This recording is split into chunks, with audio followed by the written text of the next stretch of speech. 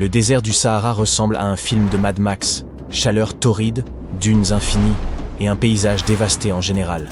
Un endroit où personne ne pourrait vivre, n'est-ce pas? Eh bien, oubliez tout ce que vous en savez. Car il y a 5000 ans, le Sahara était un paradis luxuriant de prairies, lacs et rivières, et abritait une civilisation fantôme qui a disparu sans laisser de traces. Notre histoire commence dans les années 1930, lorsqu'un explorateur hongrois est tombé sur une grotte au milieu du Sahara. À l'intérieur, il a découvert quelque chose de bizarre. Des peintures rupestres anciennes représentant des personnes nageant dans un lac, entourées de girafes, d'hippopotames et de crocodiles. À l'époque, tout le monde a haussé les épaules, en considérant cela comme une représentation symbolique de l'au-delà. Car, franchement, qui pourrait imaginer un lac dans le Sahara? Avance rapide d'environ 70 ans plus tard, lorsqu'un groupe d'archéologues a fait une découverte qui a renversé la situation. Dans un abri sous roche en Libye, ils ont mis au jour 15 momies, ainsi que des paniers, des pots en céramique et d'autres objets du quotidien. Cela peut sembler des déchets préhistoriques pour la plupart des gens. Mais pour les archéologues, c'était comme découvrir une pièce à conviction clé. Ces personnes ne faisaient pas que passer par là. Elles vivaient ici. Vous voyez, ce n'était pas n'importe quelle momie, elle faisait partie des plus anciens humains naturellement momifiés jamais découverts, datant de plus de 7000 ans. Ha ha ha, prends ça, Égypte. 2 d'entre elles avaient encore un ADN lisible. Préservé grâce à un rare processus de momification naturelle, presque un miracle compte tenu de la capacité du climat du Sahara à transformer tout en viande séchée. Les scientifiques ont eu du mal pendant un certain temps à comprendre d'où provenaient ces momies, car l'ADN mitochondrial qu'ils avaient récupéré n'était pas du tout utile. Mais grâce au progrès scientifique, ils ont finalement réussi à effectuer une analyse génomique complète qui a révélé d'étranges secrets.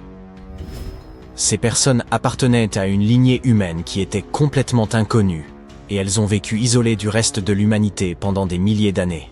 Pendant des décennies, les chercheurs ont supposé que l'endroit où ils vivaient, le Sahara vert, était comme une autoroute préhistorique. Un couloir luxuriant que les humains et les animaux utilisaient pour migrer entre l'Afrique subsaharienne et la Méditerranée. Mais les momies ont démoli cette théorie comme un hippopotame assis sur un château de sable. Leur ADN ne montrait aucun mélange génétique avec des migrants subsahariens et eurasiens, gardant leur gène pur pendant 7000 ans.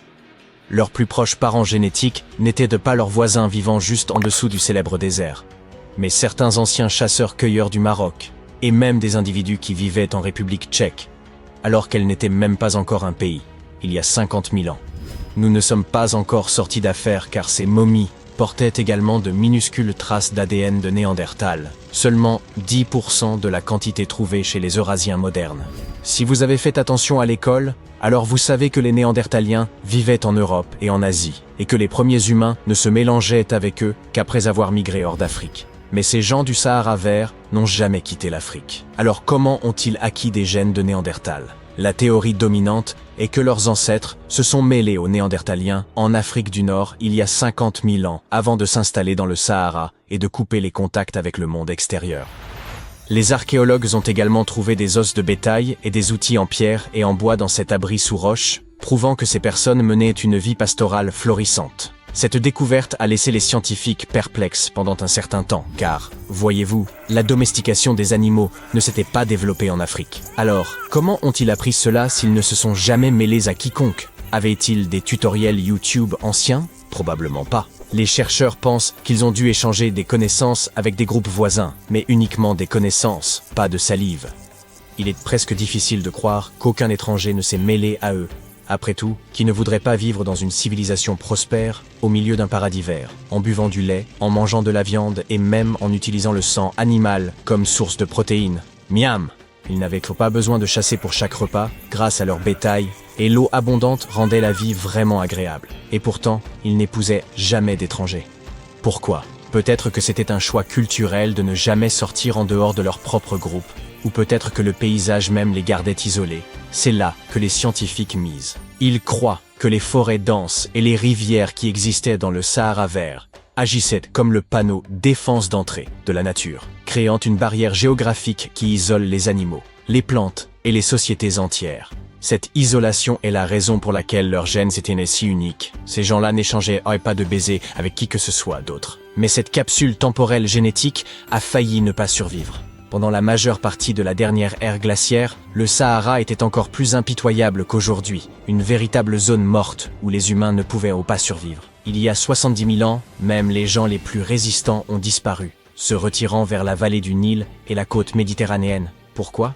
Parce que la Terre était un tyran climatique. D'énormes glaciers ont volé toute l'humidité, affaiblissant les moussons jusqu'à ce que les nuages de pluie atteignent à peine l'Afrique du Nord. Puis vinrent les coups de grâce. Des armadas d'icebergs ont inondé l'Atlantique Nord, déclenchant des sécheresses dévastatrices à chaque fois. C'était l'ultime époque du défense d'entrée du Sahara. Maintenant, vous vous demandez probablement comment le Sahara est devenu vert après tout cela, pour redevenir ensuite un désert. Eh bien, tout a commencé il y a 15 000 ans. Je n'étais pas là à cette époque, lorsque la Terre se libérait de la dernière ère glaciaire. L'axe de notre planète était un peu instable, et à cause de cela, l'hémisphère nord s'est rapproché du Soleil, recevant ainsi plus de lumière et de chaleur. Cet été éternel a transformé l'Afrique du Nord en un gigantesque aimant à humidité, attirant l'eau de l'Atlantique et la faisant pleuvoir sur le Sahara. Le résultat de cette quantité incroyable de pluie fut une savane luxuriante, dotée de lacs de la taille de petits pays.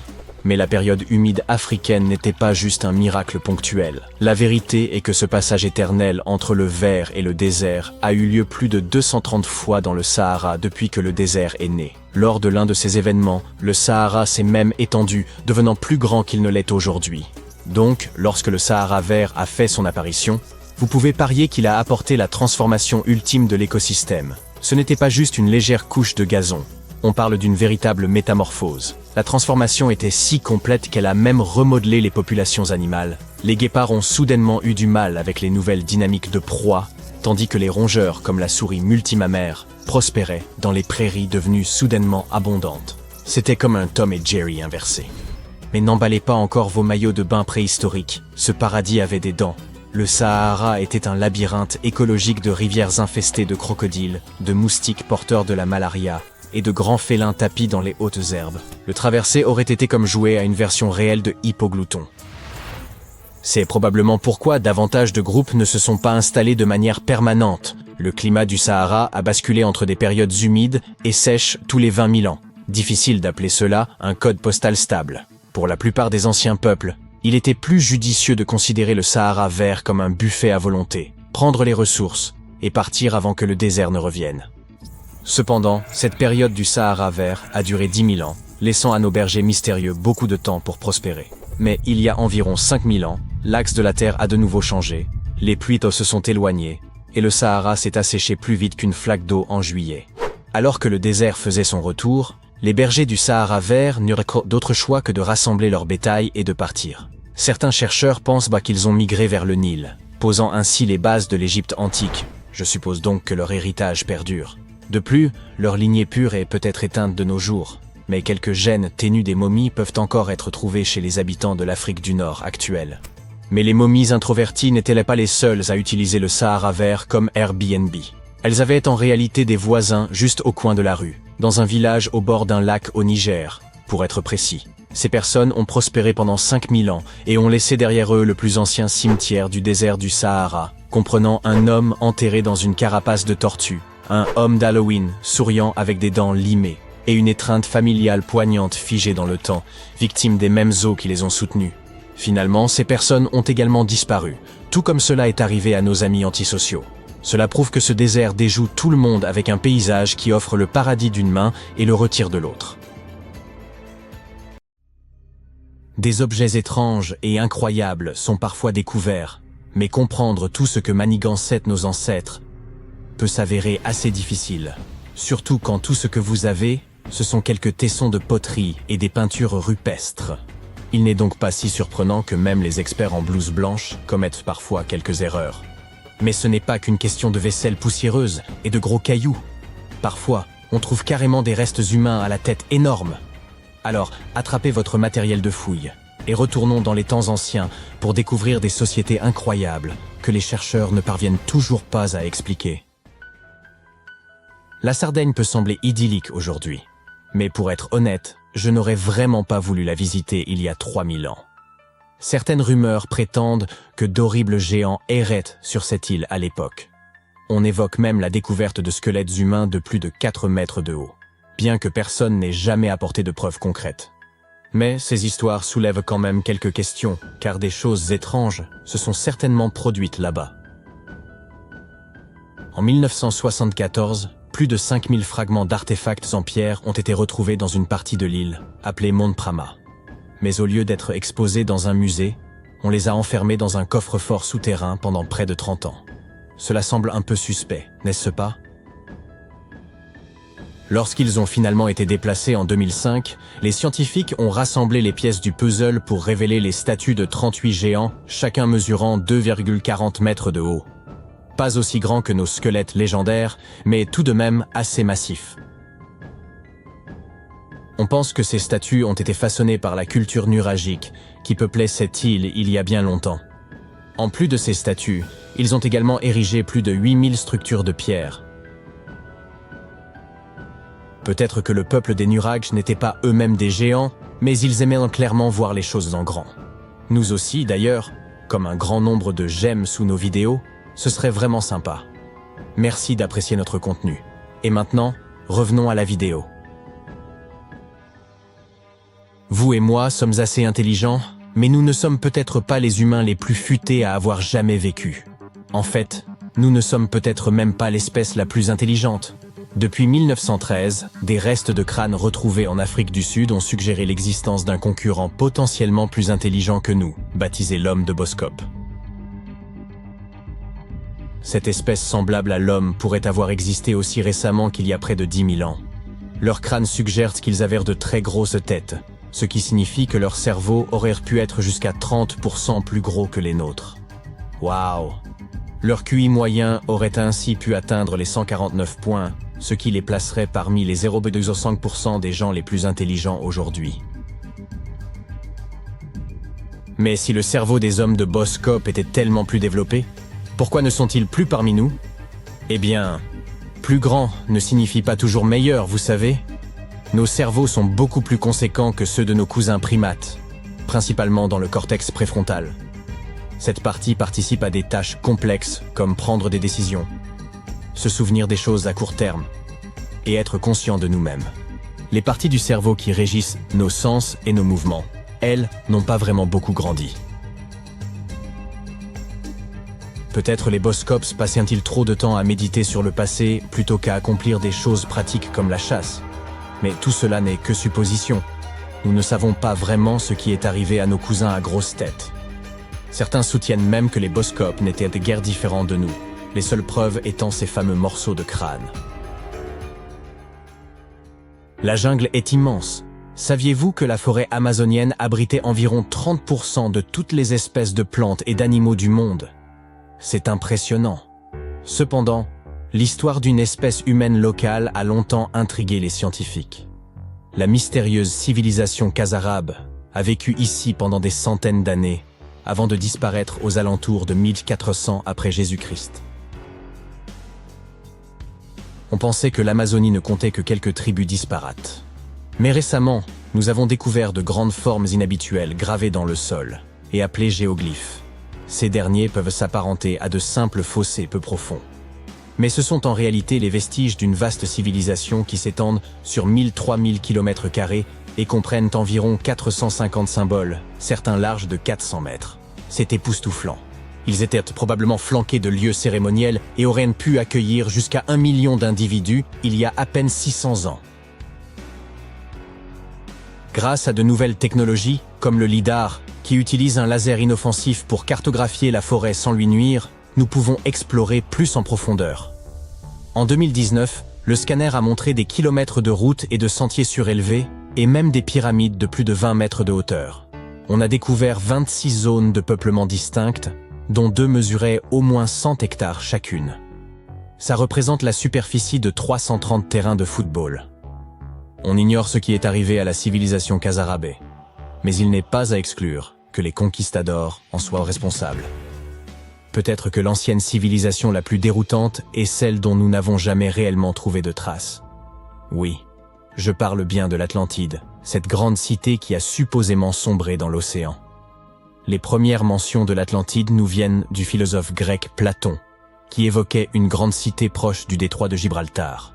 Mais pendant des siècles, tout le monde a simplement pensé que Platon l'avait imaginé de toutes pièces, comme une version idéalisée de son Athènes natale. Alors pourquoi, environ 12 000 ans après sa disparition présumée, nous demandons-nous encore si elle pourrait avoir existé? Eh bien, au XIXe siècle, Ignatius Donnelly, un membre du Congrès américain, a écrit un livre donnant 13 raisons pour lesquelles il pensait que l'Atlantide était plus qu'un simple mythe. Puis, en 1965, certaines personnes ont cru avoir réellement retrouvé l'Atlantide en découvrant la structure de Richa, un dôme géologique massif de 40 km de diamètre en Mauritanie. Il est si grand que l'on ne peut en observer l'ensemble que depuis l'espace. 2 astronautes survolant le désert du Sahara ont repéré cet œil gigantesque qui les regardait en retour et ont pensé qu'il s'agissait là d'une découverte majeure. Hélas, il n'y a aucune preuve tangible qui connecte cette structure à l'Atlantide. On pense qu'elle se serait formée à partir d'une activité volcanique il y a environ 100 millions d'années. Mais cela semble un peu trop pratique, n'est-ce pas? Malheureusement, nous ne sommes pas plus proches de connaître la vérité. Imaginez-vous retourner à environ 3300 avant Jésus-Christ et vous retrouver en Asie du Sud. Laissez-moi vous présenter la civilisation harapéenne. Ces gens étaient très en avance sur leur temps. Ils occupèrent des cités comme Harappa et Mohenjo-Daro, dotées de maisons en briques, de systèmes d'égouts sophistiqués et même de bains publics. Cet endroit aurait pu abriter plus de 5 millions d'individus, ce qui en ferait l'une des régions les plus densément peuplées de son temps. Ils avaient également inventé un système de poids standardisé qui était incroyablement utile aux négociants. Et ils pratiquaient le commerce.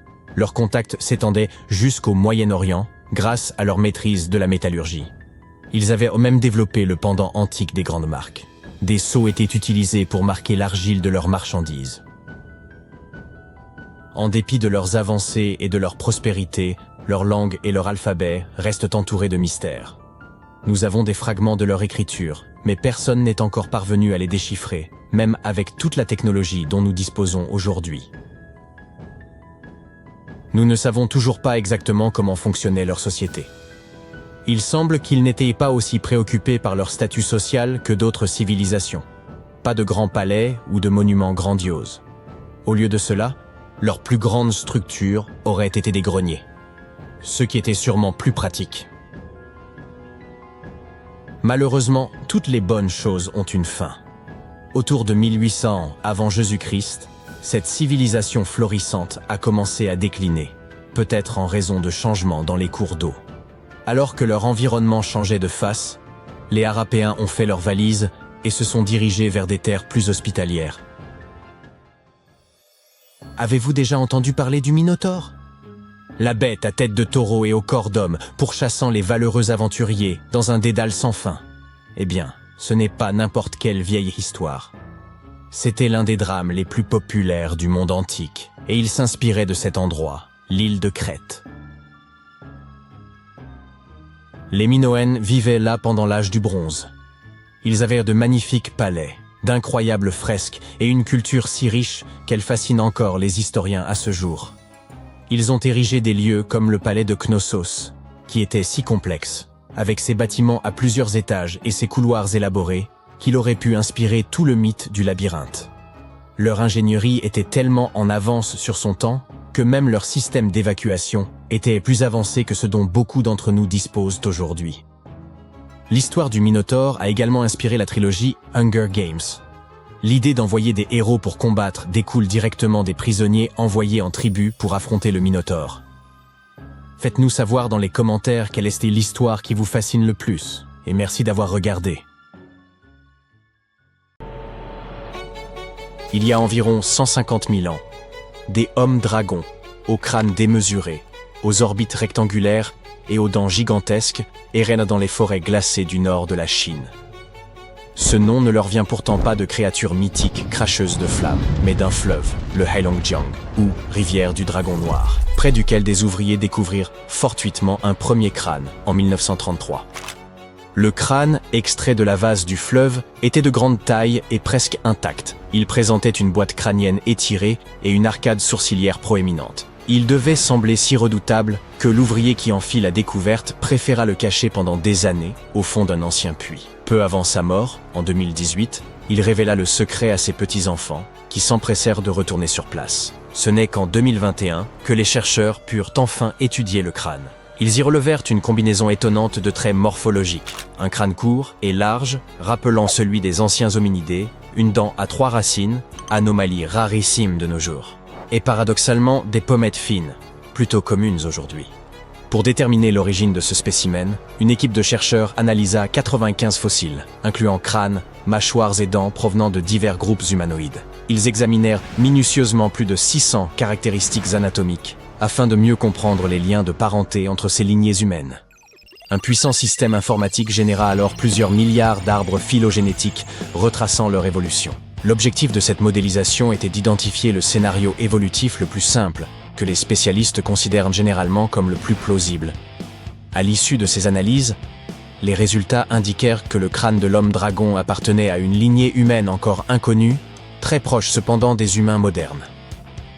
Il fut établi que cet individu avait vécu il y a au moins 146 000 ans, quelque part en Asie orientale. À cette époque, l'Homo sapiens coexistait avec d'autres lignées humaines proches, telles que les Néandertaliens et les Denisoviens. L'émergence de l'homme-dragon, ou Homo longi, comme il est également désigné, pourrait bouleverser notre compréhension de l'évolution humaine. Il se pourrait même qu'il soit plus étroitement apparenté à l'humain moderne que ne le sont les Néandertaliens. Jusqu'à très récemment, nul ne savait à quoi ressemblait son visage. Un chercheur brésilien, Cicero Moraes, a élaboré un modèle numérique en 3 dimensions du visage de l'homme-dragon à partir de son crâne. Comme certaines portions osseuses manquaient, il a eu recours au crâne complet d'un autre hominidé, Homo erectus, pour en compléter les parties absentes. Il a ensuite utilisé des scanners d'humains actuels et de chimpanzés afin de reconstituer la disposition des muscles et des tissus cutanés sur l'ossature. Afin de rendre ce modèle plus convaincant et proche du vivant, il y a intégré des éléments tels que des cheveux et des nuances de couleurs, donnant ainsi corps à l'homme-dragon. Le résultat final a révélé que celui-ci possédait le plus grand crâne jamais mis au jour parmi les anciens humains, un diamètre d'environ 65 cm. Son volume crânien rivalisait ainsi avec celui d'un gorille, voire d'un lion. Selon les chercheurs, sa corpulence remarquable aurait pu lui permettre de résister aux hivers rigoureux de Harbin, site de la découverte, où les températures avoisinent encore aujourd'hui les -16 degrés. Le statut de l'Homo longi continue toutefois de susciter des débats. Certains contestent qu'il s'agisse d'une espèce à part entière ou remettent en question sa place dans l'arbre généalogique humain. D'après eux, les traits singuliers de son crâne pourraient résulter de sa taille inhabituelle plutôt que d'une divergence évolutive. Il n'est pas rare que des individus d'une même espèce présentent des différences marquées selon leur âge, leur sexe, leur environnement ou l'ancienneté du fossile. Plusieurs chercheurs y voient même un parallèle avec le crâne de Dali, découvert en Chine, et généralement attribué à une espèce humaine bien connue, Homo daliensis. À cela s'ajoute l'énigme des Denisoviens, un ancien groupe humain ayant peuplé l'Asie durant plusieurs millénaires, mais dont les vestiges fossiles restent rares. À ce jour, la plus proche correspondance avec l'homme-dragon serait une mâchoire fracturée découverte au Tibet en 2019. Certains chercheurs y voient un indice que l'homme-dragon pourrait en réalité être un Denisovien. D'autres se montrent plus prudents, car l'absence de mâchoire sur le crâne de Harbin empêche toute comparaison directe. Les Denisoviens ont été identifiés pour la première fois en 2008, lorsqu'un fragment minuscule de phalange a été exhumé dans la grotte de Denisova, nichée dans les monts de l'Altaï. Les analyses m'ont révélé que cet os provenait d'une fillette âgée de 5 à 7 ans, décédée il y a environ 40 000 ans. Les conditions glaciales de la grotte avaient permis de conserver l'os dans un état exceptionnel. Quelques années plus tard, une autre équipe de chercheurs est parvenue à en extraire de l'ADN. On l'a comparé à celui des humains actuels, ainsi qu'à celui d'une autre espèce humaine disparue, les Néandertaliens. Il présentait des similitudes avec les deux, mais s'en distinguait aussi de manière suffisante pour indiquer qu'il appartenait à une espèce humaine encore inconnue. Ce groupe, dont personne n'avait jusque-là soupçonné l'existence, fut baptisé Denisovien en référence à la grotte où avait été exhumé cet os minuscule. Par la suite, 3 autres fossiles dénisoviens, dont plusieurs dents, furent également découverts dans cette même cavité. L'origine exacte des Denisoviens demeure incertaine, mais on avance qu'ils pourraient descendre de l'Homo erectus, une espèce parmi les premières à présenter des traits semblables aux nôtres. Ces humains aux longues jambes et aux bras raccourcis étaient adaptés à la marche sur de longues distances. 700 000 ans plus tôt, une partie d'entre eux quitta l'Afrique pour s'aventurer jusqu'en Eurasie. Ils devinrent les ancêtres communs des Denisoviens et des Néandertaliens. Vers 370 000 ans avant notre ère, ces deux lignées se scindèrent. Les Néandertaliens migrèrent vers l'ouest, en Europe et en Asie occidentale, tandis que les Denisoviens s'étendirent vers l'est, en Asie orientale et du sud-est. Certains atteignirent même les Philippines, la Papouasie-Nouvelle-Guinée et au-delà, franchissant la ligne Wallace qui marque la frontière entre l'Asie et l'Australie. Des recherches génétiques récentes menées sur des populations d'Asie du Sud-Est laissent entrevoir une diversité insoupçonnée chez les Denisoviens. Ils pourraient ne pas avoir constitué un groupe homogène, mais 3 lignées distinctes, et l'une se serait autant différenciée des autres Denisoviens que les Néandertaliens eux-mêmes. Les Denisoviens auraient peut-être survécu plus longtemps que les Néandertaliens, disparus il y a environ 40 000 ans. Une étude révèle qu'un groupe de Denisoviens aurait coexisté avec les humains modernes en Nouvelle-Guinée jusqu'à 30 000 ans avant notre époque, voire jusqu'à 15 000 ans. Si c'était avéré, ils seraient les derniers représentants d'une humanité archaïque à avoir vécu aux côtés de notre espèce. Cette révélation étonnante s'inscrit dans une série croissante de découvertes attestant de la diversité humaine dans l'Asie ancienne. L'émergence récente d'une nouvelle espèce, Homo luzonensis, identifiée aux Philippines, renforce cette idée. Les scientifiques considèrent désormais les îles d'Asie du Sud-Est comme un foyer majeur d'évolution humaine. Mieux comprendre ces ancêtres permettrait non seulement d'approfondir nos connaissances sur la génétique des populations locales, notamment en Indonésie, mais aussi de faire progresser la médecine dans toute la région. Les chercheurs ont mis au jour des indices précis dans l'ADN révélant que les anciens groupes humains se sont dissociés il y a fort longtemps. Lorsque Homo sapiens a quitté l'Afrique, il s'est mêlé à d'autres populations archaïques, transmettant ainsi, au fil des générations, de petits fragments d'ADN issus de ses lointains ancêtres. Les scientifiques ignorent encore avec certitude pourquoi les Denisoviens et les Néandertaliens ont disparu, tandis que Homo sapiens a perduré. Une explication plausible réside dans le fait que Néandertaliens et Denisoviens vivaient en petits groupes très soudés, ce qui aurait pu engendrer, à terme, des problèmes de consanguinité. Nos ancêtres, en revanche, formaient de vastes communautés dotées d'une diversité génétique plus importante, favorisant leur santé et leur capacité d'adaptation. Par ailleurs, Homo sapiens bénéficiait de remarquables liens sociaux, facilitant le partage d'idées novatrices, d'outils et de savoir-faire essentiels à la survie. En définitive, les Denisoviens n'ont pu surmonter les profondes transformations terrestres et ont peu à peu disparu. Autant l'admettre, la plupart des tombes anciennes ont été profanées au moins une fois. Quelles qu'aient été les rumeurs entourant leur malédiction, la plupart des momies ont également été démaillotées. À une exception, la momie Bashiri demeure intacte et suscite un tel trouble que nul n'ose en percer les secrets. Voici Howard Carter, un nom qui vous est sans doute familier si vous vous intéressez à l'Égypte ancienne. On le connaît surtout pour avoir mis au jour, en 1922, la tombe du pharaon Toutankhamon. Mais rares sont ceux qui savent qu'avant cette découverte majeure, il aurait peut-être trouvé une autre momie. Cette découverte remonte à 1919 et porte divers noms, la momie de Bashiri, celle de Pacheri ou encore l'Intouchable. Selon certains témoignages, Carter aurait croisé son chemin dans la vallée des rois, précisément là où il exhumera plus tard le tombeau de Toutankhamon. Pourtant, cette momie demeure enveloppée de mystère. Ce n'est pas la superstition qui l'a protégée, mais la crainte de provoquer un tort irréparable. Personne ne peut garantir qu'un geste malencontreux pourrait être corrigé. Si finement emmaillotée, elle n'a jamais été déroulée. Les chercheurs redoutent de causer un dommage irréversible à son enveloppe funéraire. Il existe une règle d'or chez les spécialistes des antiquités. Si vous n'êtes pas absolument certain de pouvoir restaurer ou préserver un objet tel quel, abstenez-vous d'y toucher. L'histoire regorge d'exemples de trésors anciens irrémédiablement défigurés, comme le tristement célèbre Ecce Homo, ou la statue au sourire maladroitement restaurée. Le tissu fragile recouvrant son visage arbore un motif singulier, évoquant la forme stylisée d'une pyramide. Bien que les experts restent prudents, il pourrait s'agir d'un cas unique dans l'art de l'embaumement. Toutefois, sans en maîtriser la technique d'origine, le dérouler puis le restaurer sans l'abîmer semble quasiment impossible. Autrefois, qu'ils soient érudits ou pillards, les hommes n'hésitaient pas à défaire les bandelettes funéraires, souvent dans un but d'étude. Aujourd'hui, la technologie nous permet d'examiner le contenu des sarcophages avec précision, sans avoir à altérer ni ouvrir la moindre enveloppe. Après un examen approfondi de la momie de Bachiri, les chercheurs ont pu déterminer qu'elle appartenait à un homme mesurant environ 1,67 m et ayant vécu durant l'ère ptolémaïque, soit entre 305 et 30 avant notre ère. Cela signifie que cette dépouille remonte à quelques 2300 ans. Le musée égyptien a révélé que les radiographies avaient permis de déceler une inscription portant le nom du défunt, bien qu'il demeure difficile d'affirmer s'il s'agissait de Pachéri ou de Nenu, ce qui ne fait qu'ajouter au mystère.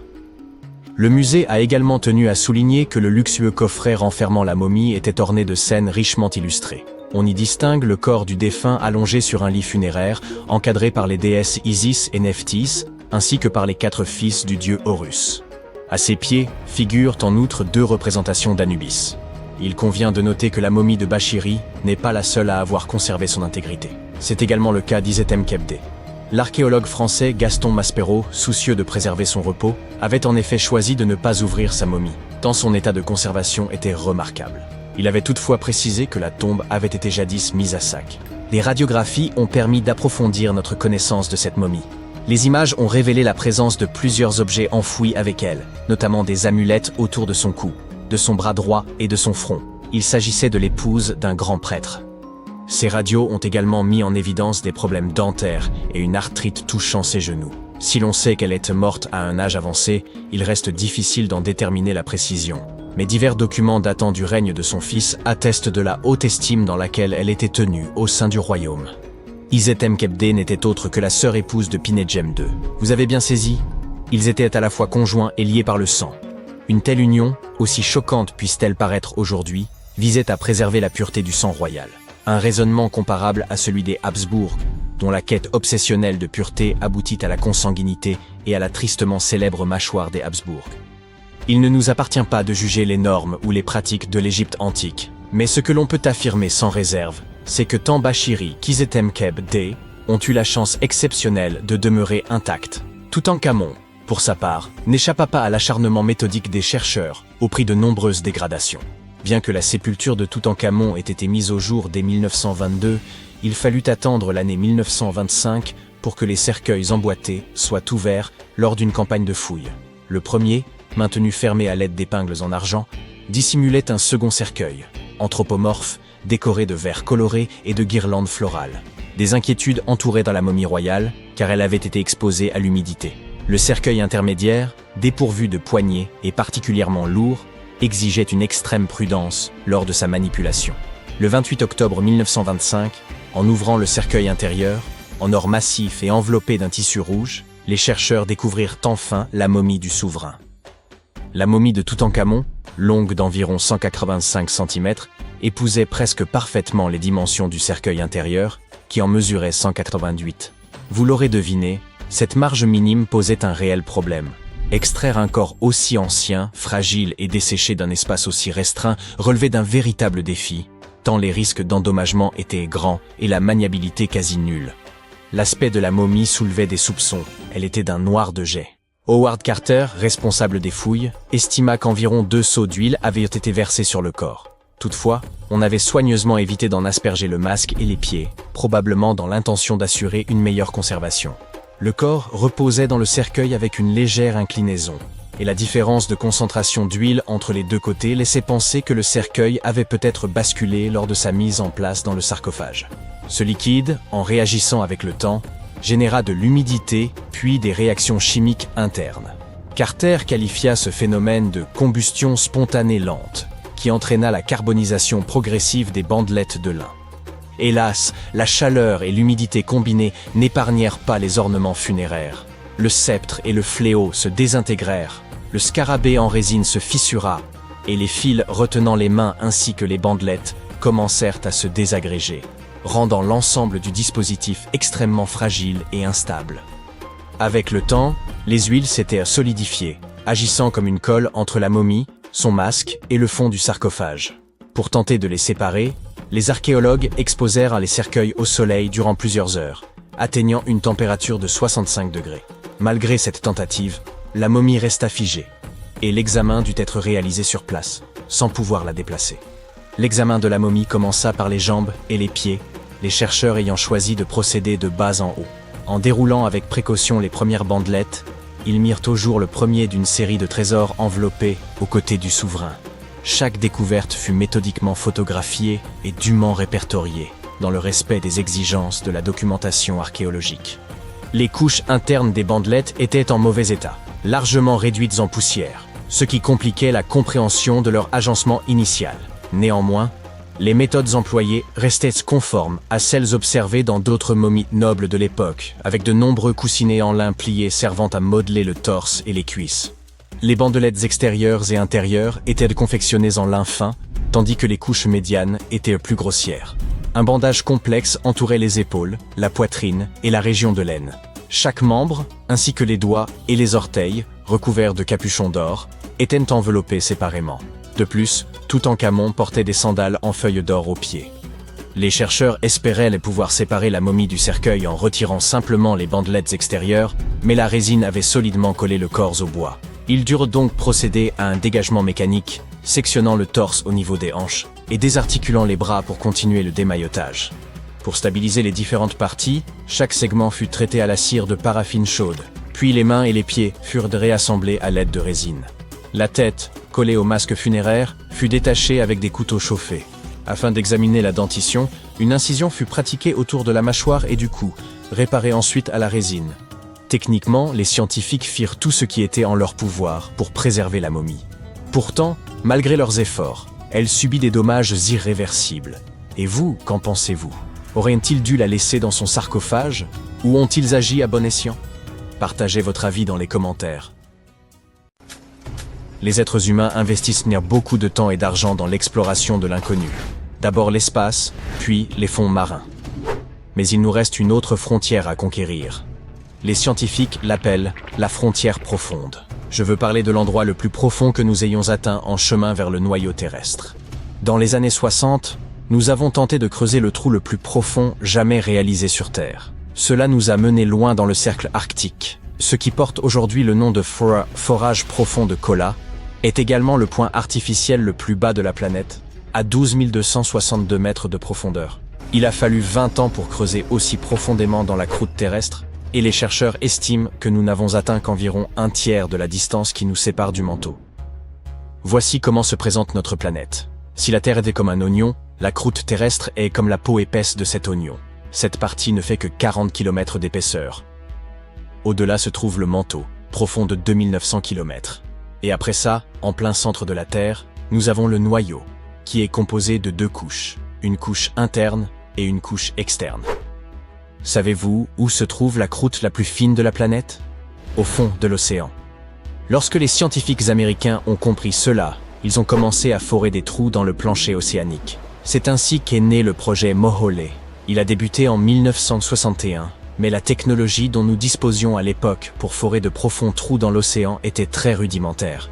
Il a fallu improviser. Ils ont installé un système de propulseurs sur les côtés de leur navire de forage afin de le stabiliser au-dessus du trou. Le principal défi consistait à forer le plus verticalement possible. Sinon, ce trou profond aurait ressemblé à un labyrinthe. Le projet du forage profond de Kola et le projet Moholy ont tous deux été officiellement abandonnés dans les années qui ont suivi. Cependant, l'être humain a construit des ouvrages souterrains relativement profonds. En 1963, un homme turc qui faisait des rénovations dans son sous-sol a découvert un tunnel. L'entrée de ce tunnel menait à d'autres passages qui formaient tout un réseau de salles et de chambres. Il ne le savait pas, mais il venait de découvrir Derinkuyu. Cette ville disparue mesurait près de 18 étages ou 61 mètres de profondeur. Elle était suffisamment grande pour accueillir 20 000 personnes et se trouvait tout simplement sous la Cappadoce, en Turquie. La Cappadoce abrite des centaines d'habitations souterraines. 40 de ces villes souterraines ont au moins 2 étages. Cependant, aucune n'est aussi grande que Derinkuyu. Il n'existe pas beaucoup de récits historiques sur les origines de Derinkuyu. Certains pensent que la partie la plus ancienne du complexe a été creusée vers 2000 avant J.C. par les Hittites. Les Hittites étaient une civilisation indo-européenne. Ils furent l'une des premières grandes civilisations de l'âge du bronze en Asie occidentale.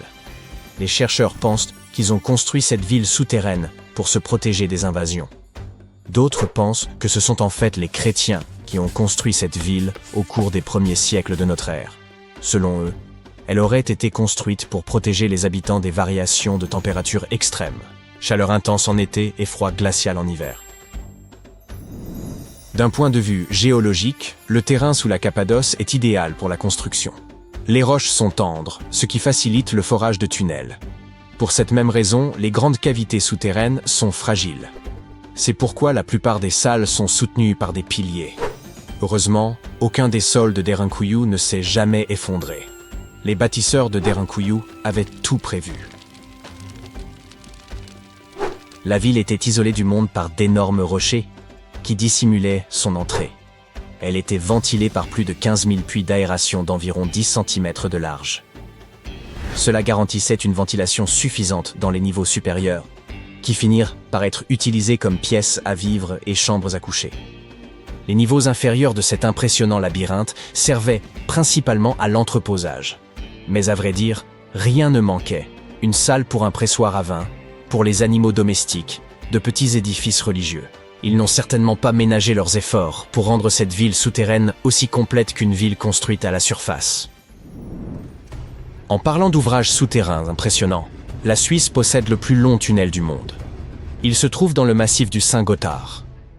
Ce tunnel d'une taille impressionnante a été construit à plus de 2440 mètres sous la surface. Voici à quoi ressemble le tunnel du Saint-Gothard. L'idée de sa construction fut avancée dès 1947. Mais les travaux ne commencèrent officiellement qu'en 1999. Il a fallu des années pour approuver le projet, puis trouver l'emplacement idéal. Malgré cela, les 73 types de roches différents qui composent le massif ont fait de cette construction un véritable défi. Certaines roches étaient aussi dures que du granit, d'autres aussi tendres que du grès. Il a donc fallu adopter différentes approches et utiliser différents équipements pour que l'ensemble ne s'effondre pas. Au total, environ 28 millions de tonnes de roches ont dû être excavées pour permettre l'aménagement du tunnel. Un chantier à une telle profondeur souterraine a posé de nombreux défis. Plus les ouvriers s'enfoncèrent dans la montagne, plus la température augmentait. En l'absence de ventilation naturelle, la température pouvait grimper jusqu'à 46 degrés Celsius, rendant les conditions de travail très difficiles. Le tunnel s'étend sur 56 km d'un bout à l'autre. Pendant la construction, il a fallu utiliser 4 énormes tunneliers, également appelés taupes, pour percer le massif. Chacune de ces taupes mesurait environ 426 mètres de long. Mais c'était l'une des meilleures solutions, car ces machines limitent les perturbations du sol environnant et permettent d'obtenir des parois lisses. Saviez-vous que le sous-sol le plus profond du monde se trouve sous l'Opéra de Sydney, en Australie? Le bâtiment s'enfonce autant sous terre qu'il s'élève au-dessus du sol. Mais ce sous-sol ne sert pas uniquement de fondation à l'opéra. Il s'agit en fait d'un parking.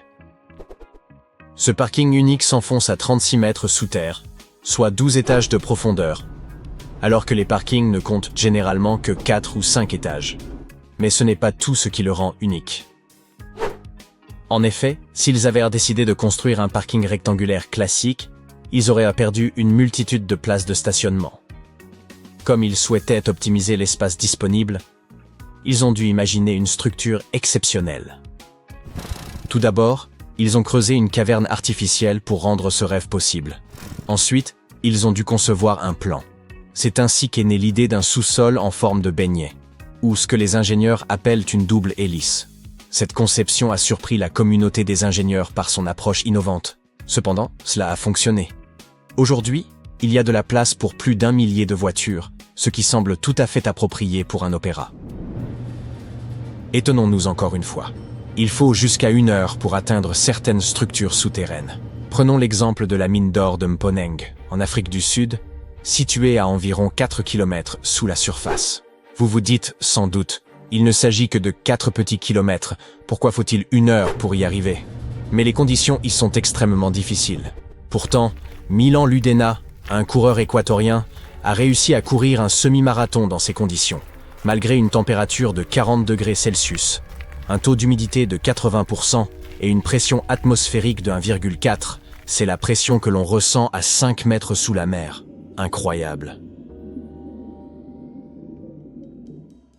Les archéologues égyptiens ont récemment fait une découverte extraordinaire près du Caire. Roulement de tambour, s'il vous plaît. La momie la plus ancienne et la plus complète jamais mise au jour dans le pays.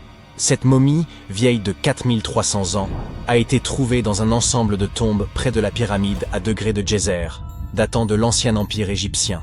Elle était recouverte de couches d'or. L'équipe a également découvert plusieurs autres tombes, dont une appartenant à un haut dignitaire égyptien et une autre à un gardien des secrets, qui présidait aux cérémonies. Une autre tombe intéressante était celle d'un scribe, qui contenait les plus grandes statues jamais découvertes dans la région. Ce vaste site funéraire abrite également plus d'une douzaine de pyramides et de lieux de sépulture. L'une des momies les plus célèbres au monde est probablement celle d'Hatshepsut. Elle a gouverné l'Égypte pendant environ 20 ans, érigé de nombreux édifices impressionnants et créé de nouvelles routes commerciales. Cependant, lorsque l'archéologue Howard Carter a découvert son tombeau dans la vallée des rois, son sarcophage était vide. Carter a néanmoins trouvé 2 cercueils dans une autre tombe, dont l'un appartenait à la nourrice d'Hatshepsut et l'autre à une femme inconnue. En 2006, une équipe de spécialistes a décidé d'enquêter pour déterminer si cette femme mystérieuse était la reine en personne. Ils ont découvert une molaire dans une boîte en bois portant le nom d'Hatshepsut. Et lorsqu'ils l'ont comparée à la mâchoire de la momie, elle correspondait parfaitement. Ramsès II était un souverain des plus remarquables, mais c'est sa momie, plus encore que ses accomplissements, qui aura finalement marqué l'histoire. Ramsès est considéré comme le pharaon le plus puissant de toute l'Égypte, ayant régné durant pas moins de 6 décennies. Il a également vécu jusqu'à l'âge canonique de 90 ans, ce qui était tout à fait remarquable compte tenu de l'époque à laquelle il vivait. Ramsès II aurait eu plus de 100 descendants, parlait d'une famille nombreuse. À sa mort, son corps fut initialement enterré dans la vallée des rois, mais des pillards tentèrent de dérober les trésors de son tombeau. Ses successeurs, ne pouvant tolérer de tels actes, déplacèrent donc son corps vers un lieu tenu secret pour le protéger. Avance rapide jusqu'au XIXe siècle, quand la momie de Ramsès II fut découverte avec celle d'autres souverains et dignitaires. Cependant, elle n'était pas en très bon état. Les archéologues décidèrent donc de l'envoyer à Paris pour des soins appropriés. Le problème, c'est qu'il ne pouvait tout simplement pas être expédié vers un autre pays. La seule solution fut de donner à Ramsès II un passeport. Sa profession y était indiquée comme « roi », et le document comportait même sa photo. La plupart des momies ne sont pas nécessairement réputées pour avoir une peau très hydratée, mais celle d'une femme originaire de Chine et surnommée Lady Di prouve le contraire. Non, nous ne parlons pas de cette Lady Di, mais d'une marquise remontant à la dynastie Han, découverte dans un tombeau richement décoré en 1971. Grâce aux conditions particulières de son sépulcre, humidité et absence d'oxygène, son corps était presque parfaitement préservé. Sa peau était douce, ses cheveux impeccables, et elle était encore souple. Le musée qui expose aujourd'hui sa momie montre également une multitude d'objets luxueux enterrés avec elle, comme de la vaisselle et des instruments de musique. Les archéologues, en examinant la momie de plus près, découvrirent qu'elle était décédée d'une crise cardiaque vers l'âge de 50 ans. Bien qu'elle ait quitté ce monde depuis plus de 2000 ans, Madame Di continue de fasciner. La momie d'Ötzi, l'homme des glaces, fut découverte dans les Alpes en 1991. Les autorités autrichiennes pensèrent d'abord qu'il s'agissait d'un alpiniste moderne, tant il était bien conservé. Il s'avéra qu'il provenait en réalité de l'âge du cuivre. Grâce à l'étude de sa momie, retrouvée dans un col de montagne à plus de 3000 mètres d'altitude, nous en avons énormément appris sur la vie en Europe durant le Chalcolithique. Par exemple, nous savons qu'il était originaire d'Europe centrale et qu'il consommait régulièrement de la viande. Il souffrait également d'arthrite, de rétrécissement des artères et de troubles intestinaux. Mais il utilisait probablement l'acupuncture et des herbes médicinales pour traiter ses affections. Apparemment, il était aussi très habile de ses outils. Il les avait aiguisés quelques jours à peine avant sa mort prématurée. Peut-être anticipait-il des ennuis? Ou se préparait-il simplement pour une tâche de routine? Le roi Toutankhamon et son histoire figurent parmi les plus célèbres de toutes les momies d'Égypte. Ce pharaon est décédé à l'âge précoce de 19 ans, il y a plus de 3 millénaires, mais sa momie reste l'une des plus emblématiques au monde. Lorsque son tombeau a été ouvert en 1922, l'excitation était à son comble car il était encore intact, contrairement à de nombreux autres tombeaux royaux. Il contenait des sarcophages somptueusement ornés, dont un en or massif.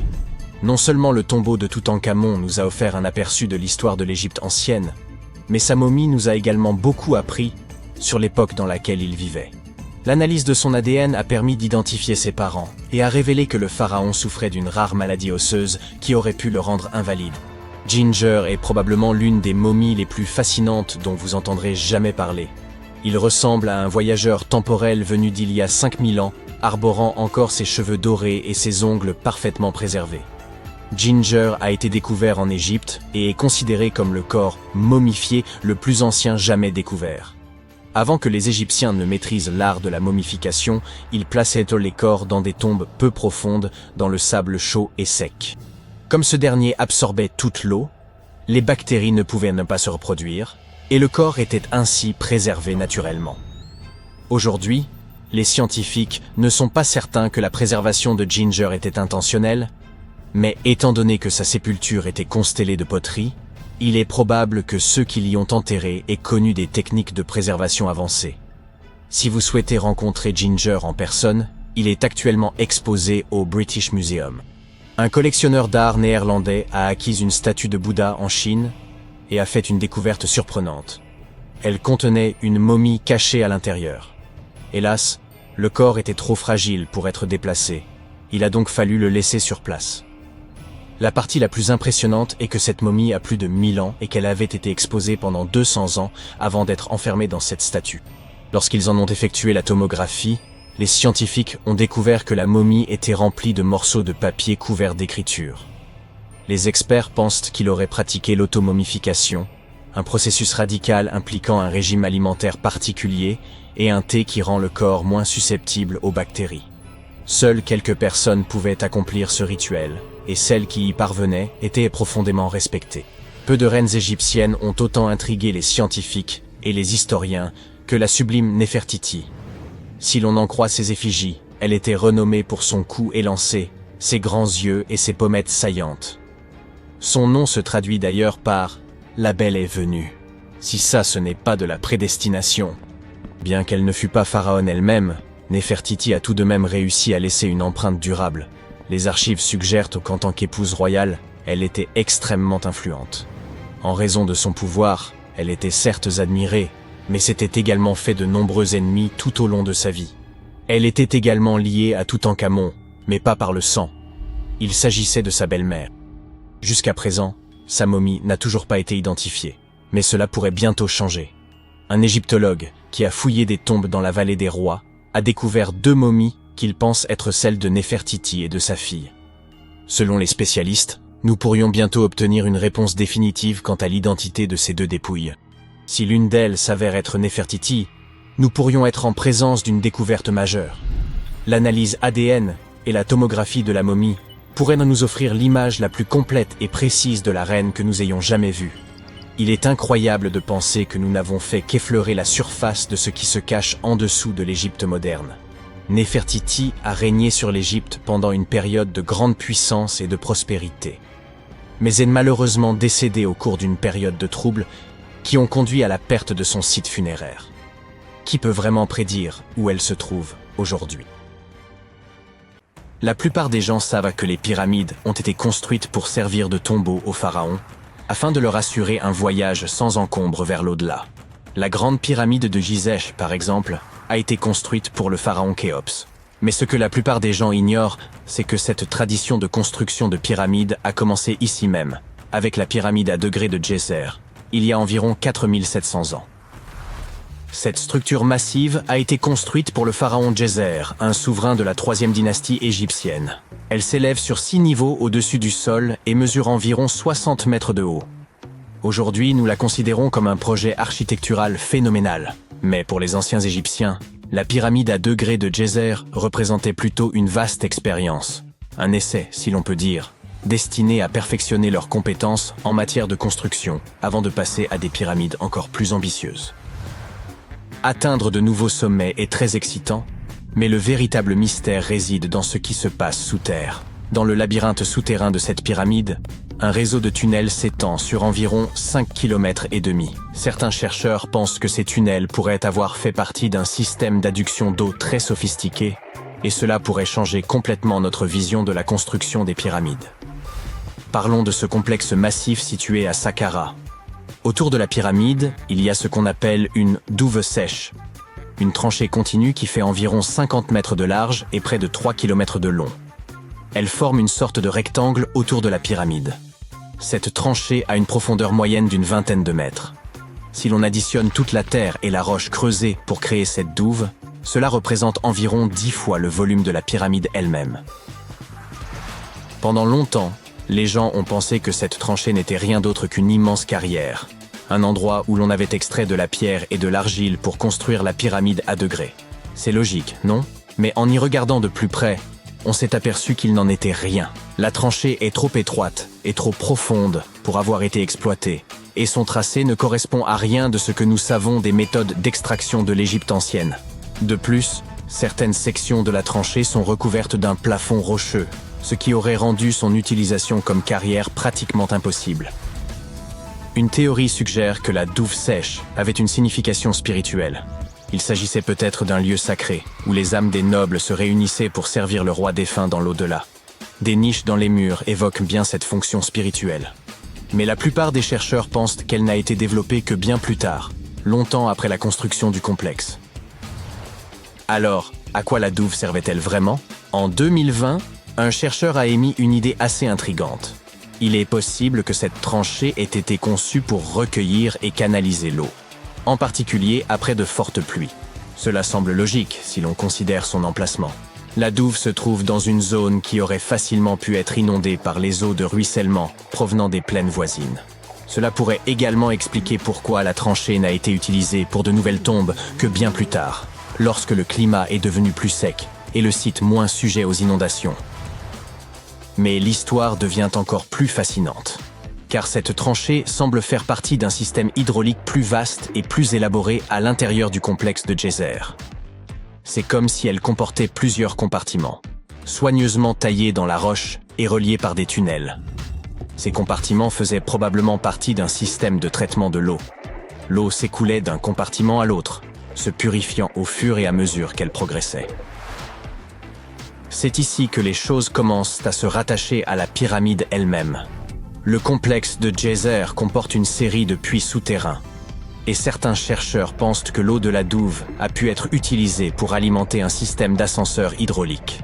Cet ascenseur hydraulique géant aurait alors servi à soulever les lourdes pierres nécessaires à la construction de la pyramide. Il fonctionnait comme un volcan, mais au lieu de lave, c'est de l'eau qui soulevait les blocs de pierre. Imaginez un grand trou profond dans le sol au centre du site de la pyramide.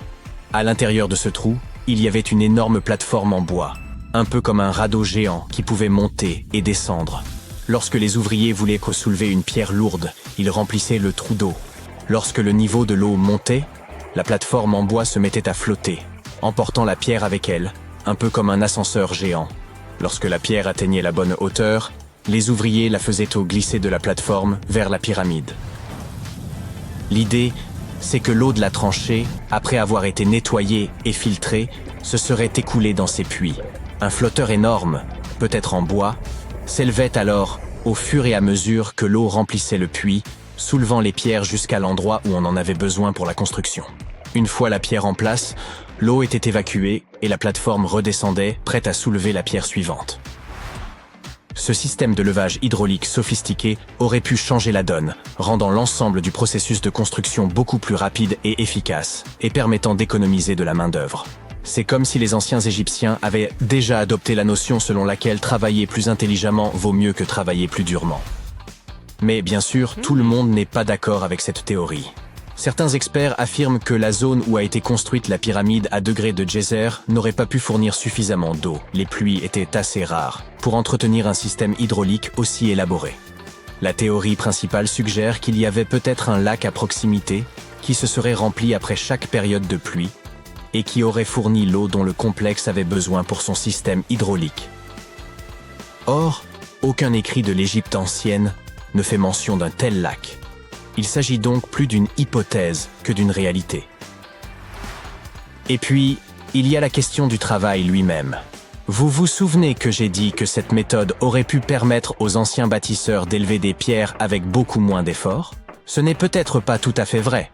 Selon certains experts, La construction de ce dispositif aurait nécessité beaucoup plus de travail que le simple déplacement des blocs de pierre nécessaires à l'édification du monument.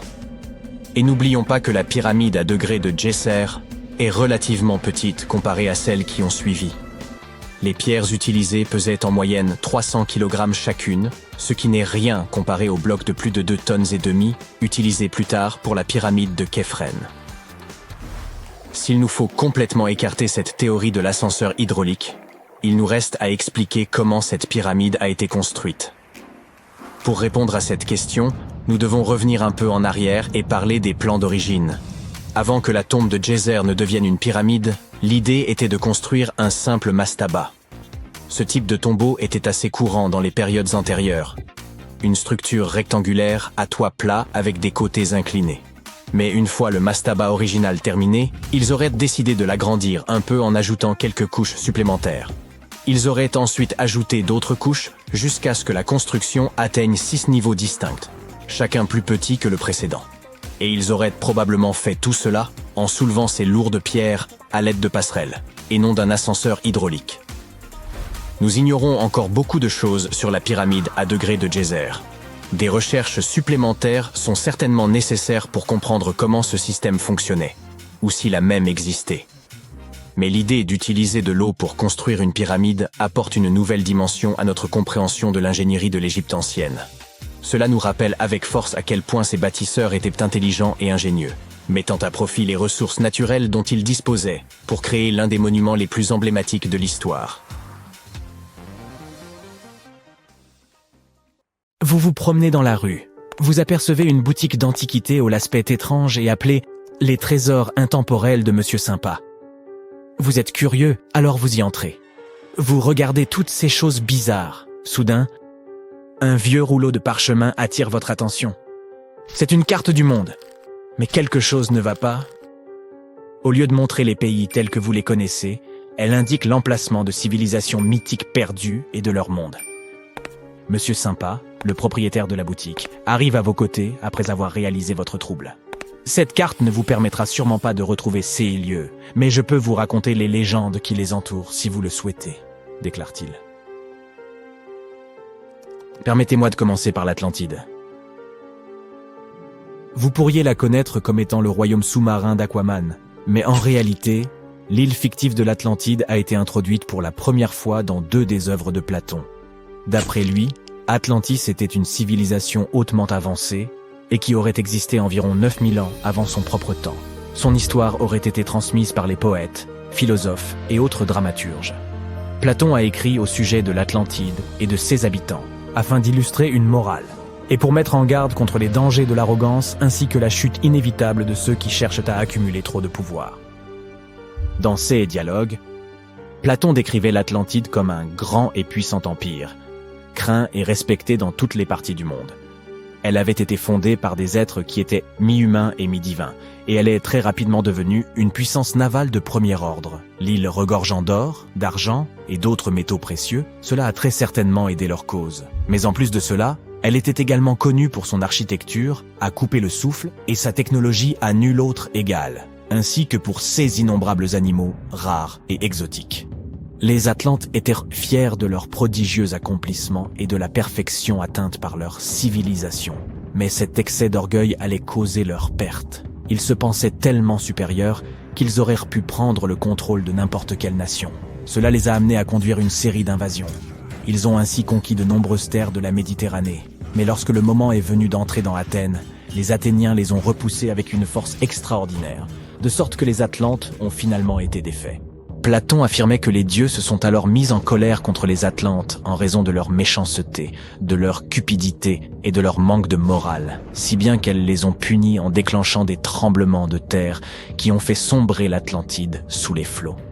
Bien que les premières traces écrites de l'Atlantide soient les œuvres de Platon, certaines personnes croient toujours que son histoire est basée sur des faits concrets et ont essayé d'identifier l'île de l'Atlantide sur la base de pays réels. Certains ont suggéré qu'elle aurait pu être située en Méditerranée, près des côtes espagnoles ou italiennes. D'autres encore pensaient qu'elle aurait pu se trouver dans les Caraïbes, au large de l'Amérique centrale ou de l'Amérique du Sud. Mais il n'existait aucune preuve tangible permettant d'étayer ces affirmations. Une théorie en particulier a semblé plus plausible que toutes les autres. Située dans la mer Égée, l'île de Santorin était le foyer d'une culture minoenne très avancée. Cependant, en raison d'une énorme éruption volcanique, cette société avait été détruite il y a environ 3600 ans, provoquant la disparition soudaine de la civilisation minoenne.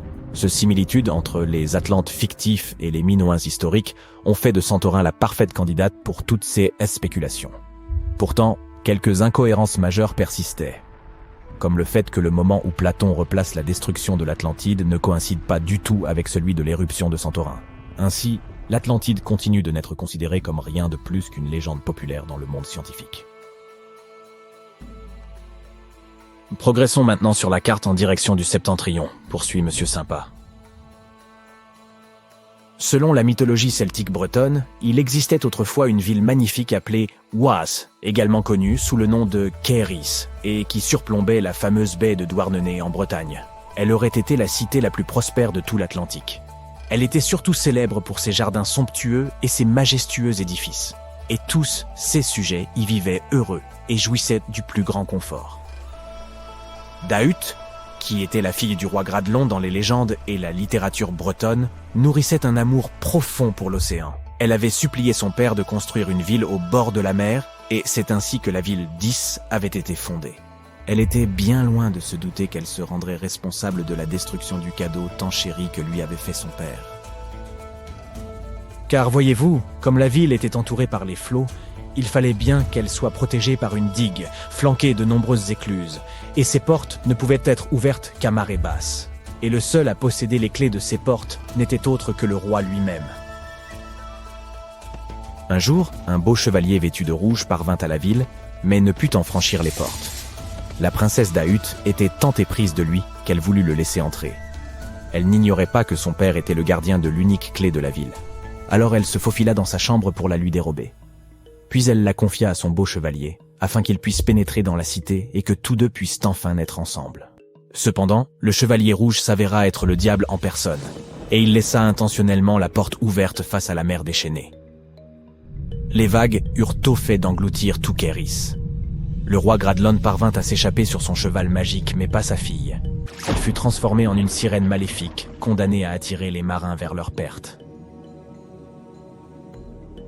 Aujourd'hui, si vous vous rendez à Quimper, en Bretagne, vous pouvez y trouver la statue du roi Gradelon chevauchant son destrier. Bien que la ville d'Ys ne soit qu'une légende, certains habitants de la côte bretonne racontent que les jours où les eaux sont calmes, vous pouvez encore entendre le carillon des cloches de la ville profondément sous la mer, si vous tendez l'oreille. Monsieur Sympa pointe ensuite l'océan Indien sur la carte et dit « Maintenant, avez-vous déjà entendu parler du continent perdu de Lémurie ?» Au milieu du XIXe siècle, quelques savants ont suggéré qu'il existait autrefois un continent dans l'océan Indien, quelque part près du sud de l'actuel Sri Lanka. Le premier à populariser cette théorie aura été l'avocat britannique et zoologiste Philip Lutley Sclater. Dans son article « Les mammifères de Madagascar », il a prétendu avoir retrouvé des fossiles de lémurs en Inde plutôt qu'en Afrique. Cependant, cette découverte était proprement bouleversante pour lui, eu égard au fait que la terre d'origine des lémurs, Madagascar, se trouvait beaucoup plus proche de l'Afrique.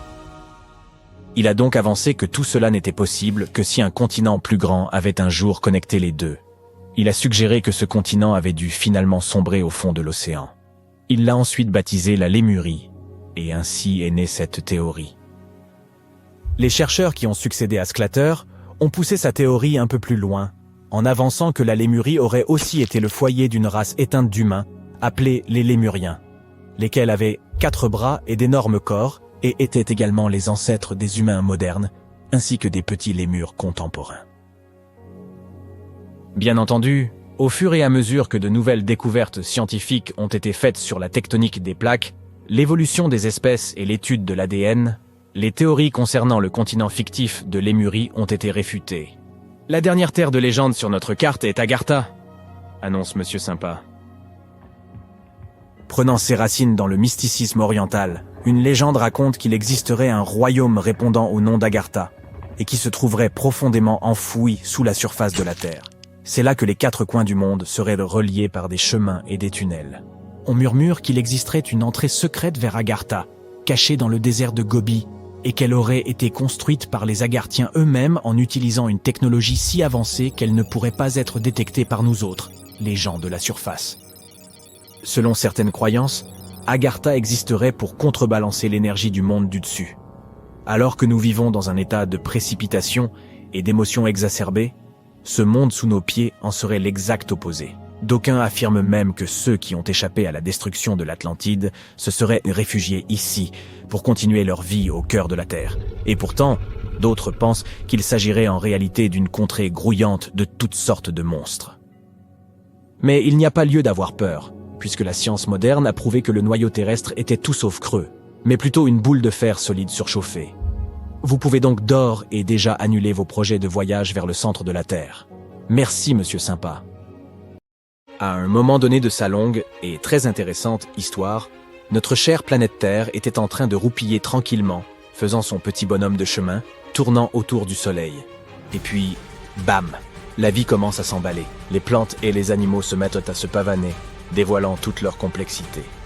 Un peu plus tard, il y a environ 65 millions d'années pour être exact, une catastrophe cosmique se produit. C'est du moins ce que nous supposons.